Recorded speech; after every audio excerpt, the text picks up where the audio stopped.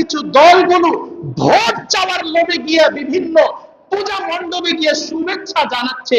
ইসলাম আর মুসলমানের শরীয়তের স্পষ্ট সিদ্ধান্ত হলো অমুসলিমদের কোন অনুষ্ঠানকে, কোন পূজাকে শুভেচ্ছা জানাইলে ইসলামের গণ্ডি থেকে সে বের হয়ে যাবে।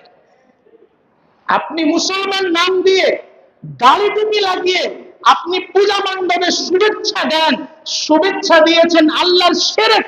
আল্লাহ বলে ইন্না শিরকা লাযুলমুন আযীম, শিরক হচ্ছে সবচেয়ে বড় গুনাহ।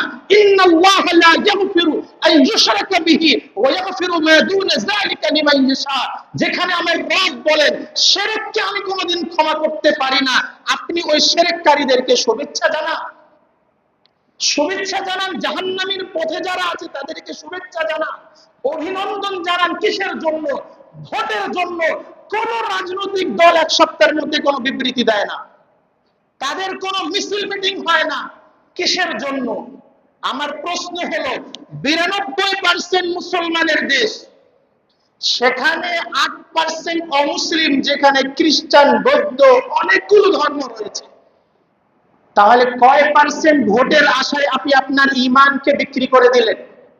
কয় পার্সেন্ট ভোটের আশায় আপনি ইসলামকে ছোট করে দিলেন?